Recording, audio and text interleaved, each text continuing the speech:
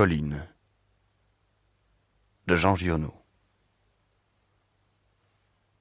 4 maisons fleuries d'orchis, jusque sous les tuiles, émergent de blé drus et hauts. C'est entre les collines, là où la chair de la terre se plie en bourrelets gras. Le sainfoin fleuri saigne dessous les oliviers. Les avettes dansent autour des bouleaux gluants de sève douce. Le surplus d'une fontaine chante en 2 sources. Elles tombent du roc et le vent les éparpille. Elles pentèlent sous l'herbe, puis s'unissent et coulent ensemble sur un lit de jonc. Le vent bourdonne dans les platanes. Ce sont les bastides blanches. Un débris de hameau. À mi-chemin entre la plaine où ronfle la vie tumultueuse des batteuses à vapeur et le grand désert lavandier. Le pays du vent, à l'ombre froide des monts de Lure. La terre du vent. La terre aussi de la sauvagine. La couleuvre émerge de la touffe d'aspic. L'esquirole à l'abri de sa queue en panache court, un gland dans la main. La belette darde son museau dans le vent, une goutte de sang brille au bout de sa moustache.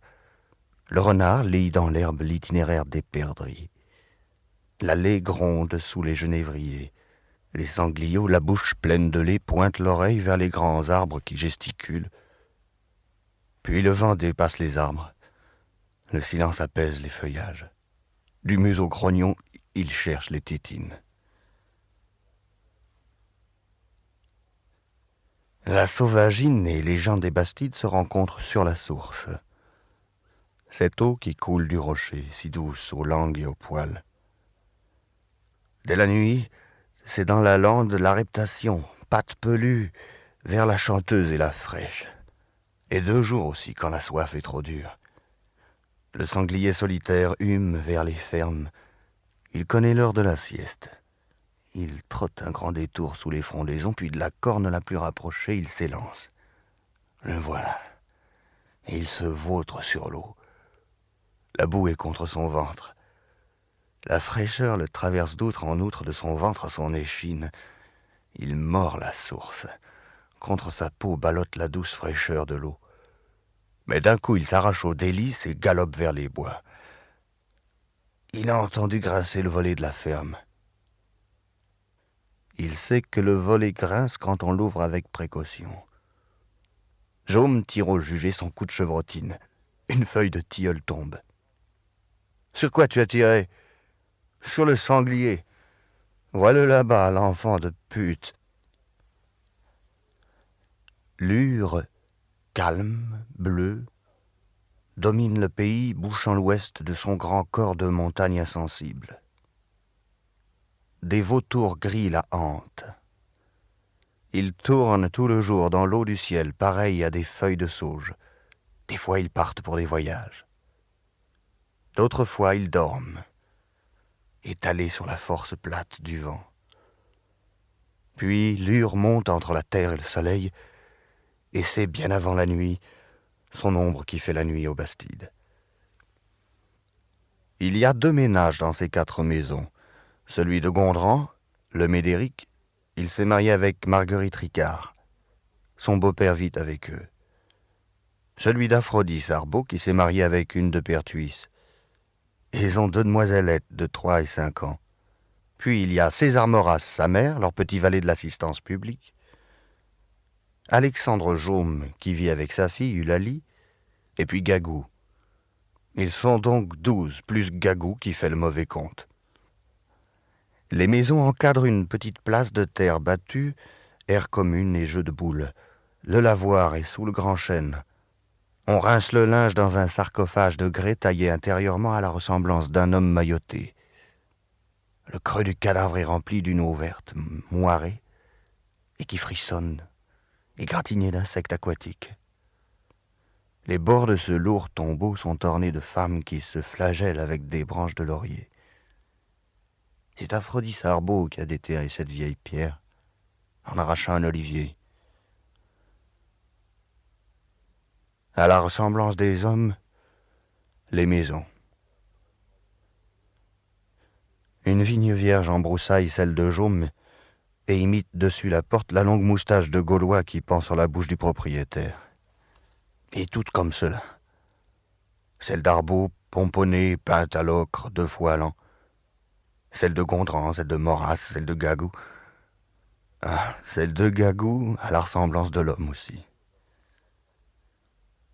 Celui-là est arrivé aux Bastides il y a 3 ans. Un soir d'été, comme on finissait de vanner le blé au vent de nuit. Une ficelle serrait ses brailles. Il n'avait pas de chemise. La lèvre pendante, l'œil mort, mais bleu, bleu. 2 grosses dents sortaient de sa bouche. Il bavait. On l'interrogea. Il répondit seulement « Gagou, Gagou », sur 2 tons comme une bête. Puis il dansa à la manière des marmottes en balançant ses mains pendantes. Un simple. Il eut la soupe et la paille. Les Bastides, autrefois, ça avait été un bourg, dans le temps, quand les seigneurs d'Aix aimaient à respirer le rude air des collines. Toutes leurs belles maisons sont retournées à la terre, en s'effondrant. Seules les paysannes sont restées droites. De l'autre côté du lavoir, cependant, 2 hauts piliers herbus marquent encore l'entrée d'un chemin. Des piliers portant la boule du monde, avec le capuchon de mousse et des écritures en latin. Et une porte de fer devait défendre là une folie. Des balcons à ventre de déesse, des terrasses avec le balancement d'une jupe et le bruit des hauts talons. En plein mi-temps de l'espace entre les piliers et à 4 mètres derrière, Gagou a dressé sa cabane dans les orties. Il est industrieux et point malhabile de ses doigts, il l'a construite en tôle avec des bidons d'essence éventrés. Comme il a désherbé le pied des piliers, on peut lire maintenant un grand nom à particules, gravé dans un cartouche lauré. La ville est loin, les chemins sont durs. Quand le vent vient du sud, on entend en bas siffler le train et sonner les cloches. Cela veut dire seulement que le temps est à la pluie. De la ville, quand la brume de chaleur se déchire, on aperçoit les Bastides blanches comme des colombes posées sur l'épaule de la colline. L'année dernière, le facteur montait souvent, presque 1 fois par semaine. Le fils Morin était au service dans les dragons. Maintenant qu'il est revenu, il n'a plus besoin d'écrire. Il crie de la place ou du champ, et sa mère sort et lui demande « Qu'est-ce que tu veux ?» Et le facteur ne monte plus, sauf parfois à la fin du mois, quand les billets qu'on a souscrits chez le notaire tombent à échéance. Autant dire qu'on ne le désire pas. Ce qui vient de la ville est mauvais, le vent de la pluie et le facteur. Personne ne contredit. On préfère le vent qui vient du désert de Lure, qui coupe comme un rasoir mais qui chasse les pies, et indique à ceux qui savent le gîte caché des lièvres. La maison de Gontran est la dernière du côté de la plaine. On l'appelle les Monges. Peut-être parce qu'elle est seule et rousse comme un moine, peut-être parce que dans le temps c'était un ermitage. En effet, elle a l'allure d'une bonne grosse maison de curé avec ses contreforts trapus, sa porte ronde et basse, la maison d'un de ces curés moitié ruffians qui donnait le pain et le matelas aux amoureux qui se dérobaient pour s'aimer tranquille. C'est la mieux placée des 4. Elle guette la route, elle voit la colline. Elle est juste au bord de la pente qui dévale vers les fonds. De sa terrasse, on aperçoit tous les lacets du chemin jusqu'en bas, vers la Clémente. D'abord, ça a été la maison de Jeannet, le plus vieux des Bastides. Celui-là, il est là depuis ses 30 ans. Il était monté après avoir fait toutes les fermes de la plaine, on ne l'y voulait plus. Il se battait avec tous les valets. 3 fois par semaine, il fallait courir aux gendarmes et à l'esparadrap. Sa femme est morte ici. Sa fille y a grandi. Il est maintenant dans ses 80, droit, dur comme un tronc de laurier. Ses lèvres minces fendent à peine le buis rasé de sa figure. Dans ses petits yeux marrons, le regard blanc vole comme une mythe sur le ciel où il devine le temps, les feuillages, où il voit la maladie à l'avance, les visages, où il surprend, lui, menteur et rusé, le mensonge et la ruse. Il est toujours aux Bastides, mais on ne dit plus la maison de Jeannet, on dit la maison de Gondran. C'est son gendre. Jeannet a accepté ça. On dit la maison de Gondran, les champs de Gondran, le cheval, la charrette, le foin de Gondran. Gondran a pris toute sa place. Il est large, haut, rouge.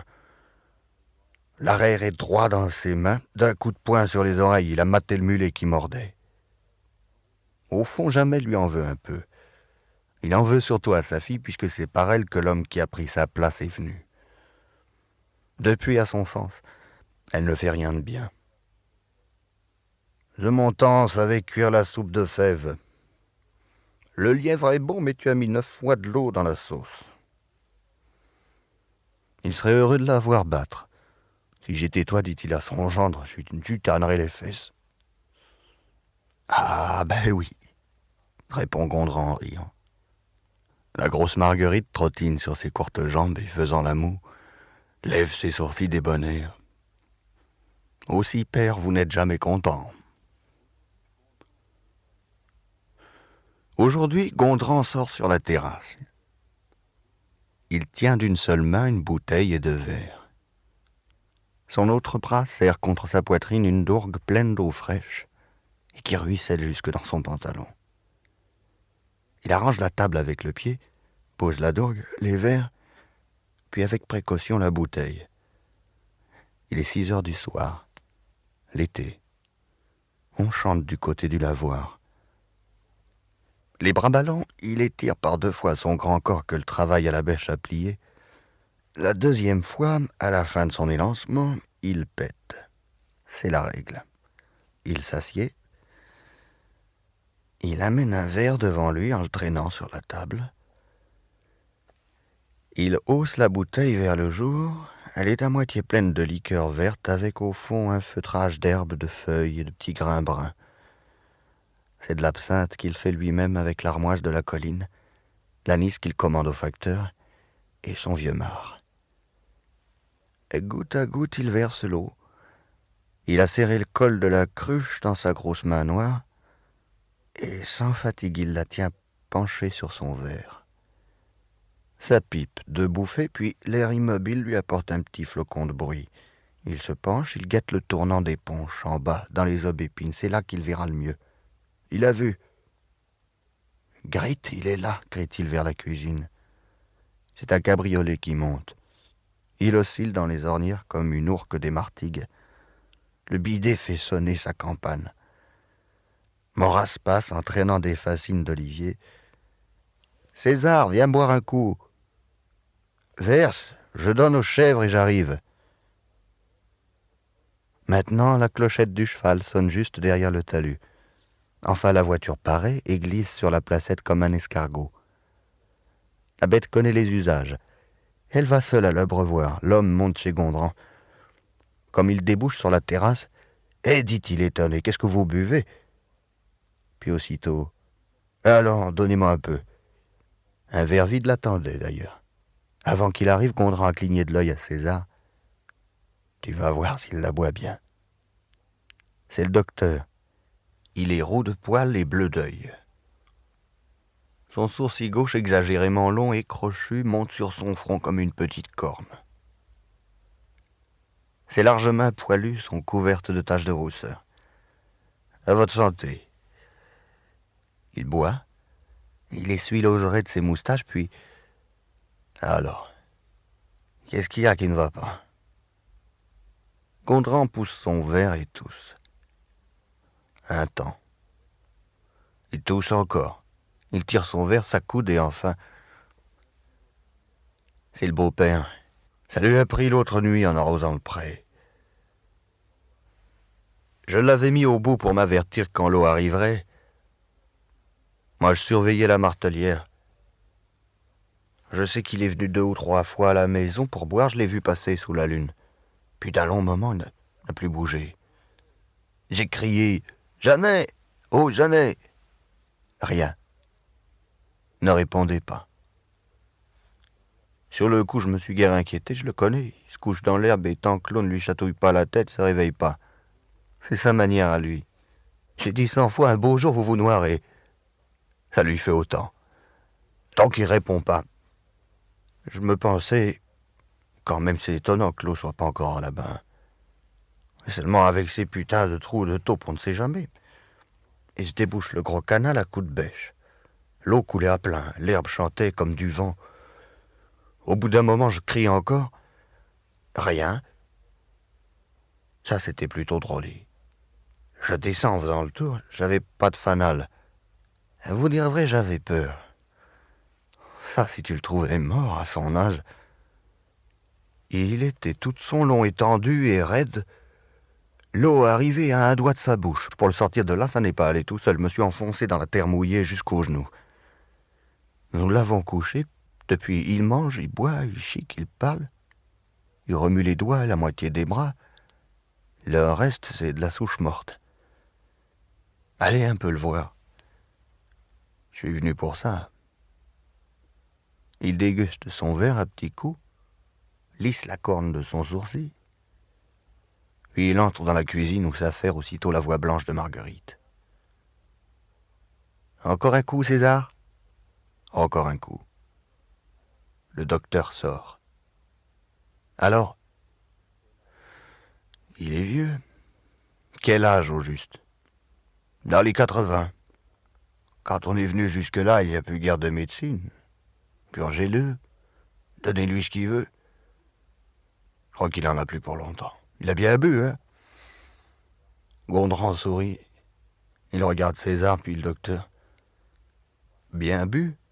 Le père Jeannet, c'était peut-être pas un gros buveur, mais il sifflait ses 6 litres tous les jours. 2 vins, et je compte pas le mar. Ça, c'est une autre affaire. Nils et Mousta, le vin rosé, les griottes, le soir que ça lui a pris, il en avait sucé un demi-bocal. Tout ça se trouve à la fin, je crois pas qu'il en ait pour longtemps. Avec une carcasse comme la sienne, tout est possible. Faites comme je vous le dis, quoique à mon avis, c'est un cataplasme sur une jambe de bois. S'il est plus mal, venez me chercher si vous voulez, mais c'est loin. Il faut 3 heures pour monter ici. » La nuit emplit déjà la vallée. Elle effleure la hanche de la colline. Les olivets chantent sous l'ombre. Gondran accompagne le docteur jusqu'au cabriolet. Il tient le cheval par le mors. « Au revoir, monsieur Vincent. »« Au revoir, n'oubliez pas de le purger. Il pourrait avoir un peu de délire. Avec les alcooliques, il faut toujours s'y attendre. Ne vous effrayez pas. Dès les premiers grincements de roue, il se ravise. Dites, ça n'est pas la peine de me faire revenir. Ça va suivre son cours normal. Il n'y a rien à faire. Vous savez pas si on peut passer avec la voiture par le raccourci de Garidel ? Il dure parfois plus longtemps qu'on croit, dit César. Regarde le père Burle. Ça lui a pris l'été. Il a vu l'hiver et l'autre été. Et ça sentait pas bon avec la chaleur. Fallait le changer 3 fois le jour. Il avait des vers entre les fesses. On l'a couché d'abord dans sa chambre, mais il appelle 100 fois par jour Marguerite avec une petite voix de jeune fille qui hèle les chèvres. Une fois pour qu'on lui découvre les pieds, une fois pour qu'on lui relève la tête, puis il a faim, puis il a soif, puis il veut sa chic et Marguerite coupe le tabac avec son ciseau à coudre. Il y a 3 marches pour entrer dans la chambre et à force de les monter et de les descendre, Marguerite a les pieds enflés. Si on lui faisait son lit dans la cuisine, il serait mieux. Moi, je me fatiguerais pas autant. Finalement, on l'a installé à côté de l'âtre. En se penchant, il voit sa fille qui prépare le souper sur les trous pleins de cendres où lui l'œil méchant des braises. Et il parle, sans arrêt, comme une fontaine. Comme une de ces fontaines où débouchent les longs ruisseaux souterrains qui viennent du fin fond de la montagne. La foire de Man, c'était la plus belle foire des putains de tout le canton. Il y avait la lance qui faisait jouer au saké. Nous espérons que vous avez apprécié cet aperçu. Pour continuer à écouter ce livre audio sur Google Play Livres, utilisez le lien dans la description de la vidéo.